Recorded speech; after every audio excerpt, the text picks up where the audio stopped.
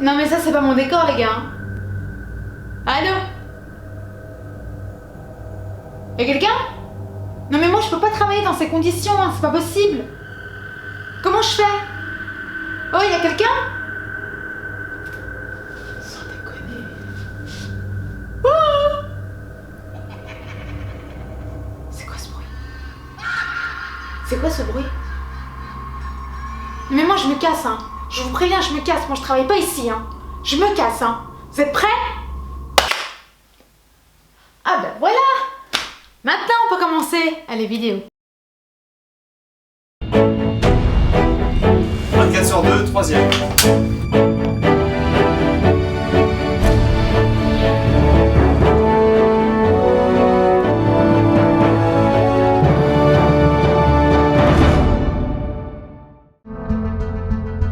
Nous sommes au printemps 1960 et Alfred Hitchcock, véritable monstre du cinéma de suspense et de tension, vient de terminer son dernier long métrage, Psychose.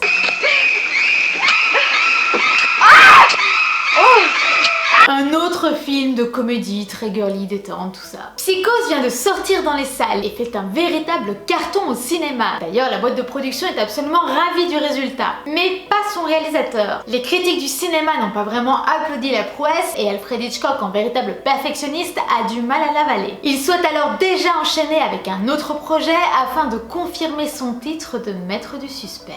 C'est en lisant le roman de Daphné du Maurier, The Birds, que Hitchcock trouve soudainement l'inspiration. Le récit raconte l'histoire d'un fermier et de sa famille vivant dans le village de Cornouailles qui se fait subitement attaquer par des oiseaux tueurs. Et avant même de se pencher sur le scénario de ce futur projet, Hitchcock réfléchira d'abord au plus gros problème du projet. Comment créer des oiseaux? I think there was a rather particular challenge about this picture, which was working with birds, really.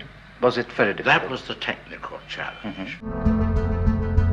Hitchcock fait appel à Robert Boyle, qui était un proche collaborateur à lui et qui avait déjà travaillé sur quelques-uns de ses projets en tant que directeur artistique et chef décorateur. Ces deux hommes, ainsi que le cadreur et le monteur du film, se réunissent et réfléchissent ensemble à la façon la plus crédible de créer ces oiseaux à l'écran. Plusieurs possibilités s'offrent à eux. Premièrement, l'utilisation d'oiseaux mécanisés. Quelques tests sont effectués chez Universal et bien qu'Hitchcock soit ravi par le résultat, le cadreur et le monteur le sont un peu moins. Ils estiment tous les deux que c'est vraiment flagrant à l'écran que les oiseaux sont faux. À force de persuasion, ils arriveront à faire obtenir raison au réalisateur, mais qui n'acceptera de les abandonner qu'à moitié. Ainsi, quelques oiseaux mécanisés resteront dans le film et seront utilisés notamment pour cette scène-là.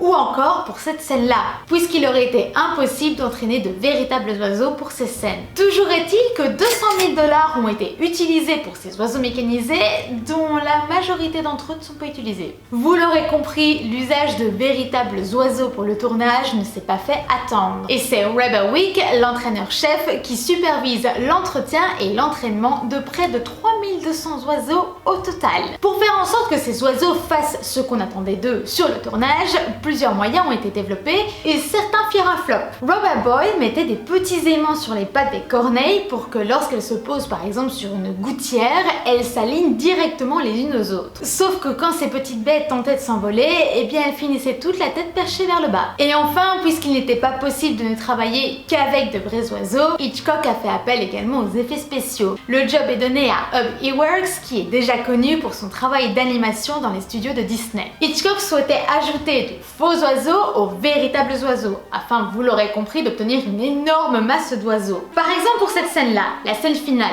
pour les premiers plans, on fait l'usage de vrais oiseaux. Ensuite, au fur et à mesure où les plans deviennent plus larges, on incorpore de faux oiseaux électroniquement parmi les vrais, notamment ceux qui s'envolent. Mais cette scène, même si elle paraît déjà compliquée, fut en réalité bien plus compliquée que ça.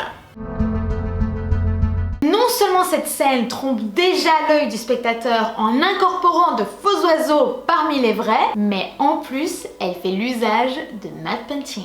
De quoi?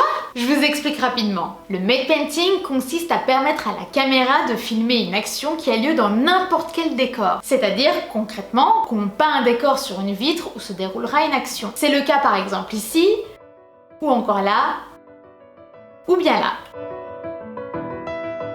Ce procédé est très apprécié puisqu'il permet de filmer une multitude d'actions sur une déclinaison incroyable de décors. Et tout ceci à moindre frais, puisqu'il ne faut pas construire ces décors. Selon Hitchcock, cette dernière scène du film fut l'une des plus compliquées à tourner techniquement de toute sa carrière. Un autre exemple, cette scène-là. Les éléments que vous voyez au centre de l'image, donc c'est-à-dire l'explosion et les gens qui courent partout, sont vrais. Le décor tout autour est peint. Les oiseaux que vous voyez par après sont en fait d'abord filmés en train de plonger d'une colline, d'une falaise ou que sais-je, afin d'obtenir et leurs gestes et leur direction, et sont ensuite rotoscopés, c'est-à-dire relevés image par image le contour d'une figure filmée pour en recréer et la forme et l'action dans un film d'animation. Autrement dit, un dessin animé. Bon, c'est sympa tout ça, maintenant on sait comment on fait des oiseaux, mais nous on est resté à l'étape où on n'a toujours pas de scénario en fait. Hitchcock fait appel à Evan Hunter pour l'écriture du scénario. Il ne lui donne qu'une seule condition, il ne faut pas que ce soit compliqué à tourner. Hunter propose à Hitchcock de tourner le scénario en suivant les règles de la comédie déjantée et de se tourner petit à petit vers la terreur noire. Leur but est clair, ils souhaitent jouer avec les émotions du spectateur. Et afin d'y arriver au mieux, Hunter écrit le scénario plan par plan plutôt que scène par scène. Ça c'est un plan. Ça aussi. Ça aussi. Ça aussi. Ça aussi. Et tout ça ensemble, ça fait une scène. Après lecture du scénario, Hitchcock est moyennement emballé. Clairement, il n'en a rien à faire de l'histoire qui se déroule autour du personnage de Mélanie. D'ailleurs, il décide même de couper les dernières pages du scénario afin d'en faire une fin beaucoup plus ambiguë. Ce qu'il veut, c'est mettre le spectateur aux aguets. Et c'est bien pour ça qu'il met beaucoup de temps à faire apparaître le premier oiseau. Il veut que les gens s'imprègnent de l'ambiance. Il veut que les gens s'imprègnent de l'ambiance.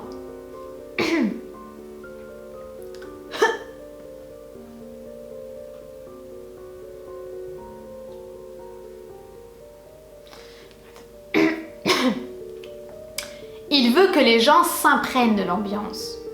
Et c'est bien pour ça qu'il ne lâche que quelques gouttes à la fois. Un oiseau là, un oiseau là. Son but ? Lâcher quelques gouttes de pluie avant la tempête. La musique, quant à elle, n'est que très peu présente, et pour cause, toujours selon le désir du réalisateur, il estime qu'une absence de musique intensifie le malaise du spectateur. Tippi Hedren est une actrice très peu expérimentée. Elle n'avait joué que dans quelques publicités avant ce film. Et avec ce premier long métrage, elle signe sa première expérience particulièrement compliquée. Durant le tournage de cette scène, Tippi Hedren ne s'attendait pas une seule seconde à tourner avec de véritables oiseaux. En effet, elle était censée tourner avec les oiseaux mécanisés. Mais manque de bol pour elle, au tournage de cette scène, les oiseaux ne fonctionnaient pas. Le tournage a duré une semaine. Une semaine entière où l'actrice se fait attaquer par de véritables oiseaux.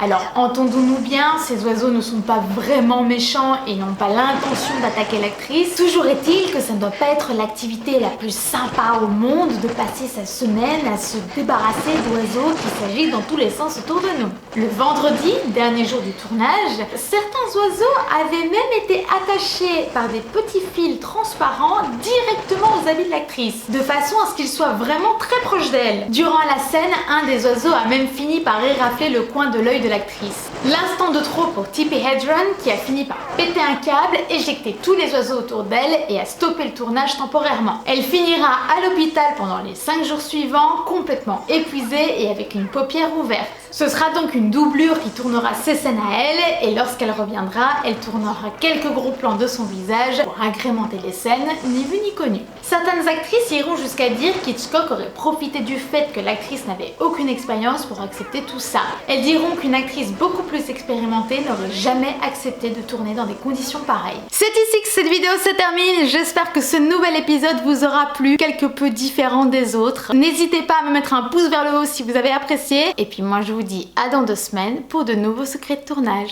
Allez, coupez. Cette semaine, vous pouvez choisir entre L'étrange cas de Benjamin Button ou Le loup de Wall Street. Je vous laisse comme d'habitude mettre votre décision dans les commentaires. Vous avez jusqu'à mercredi.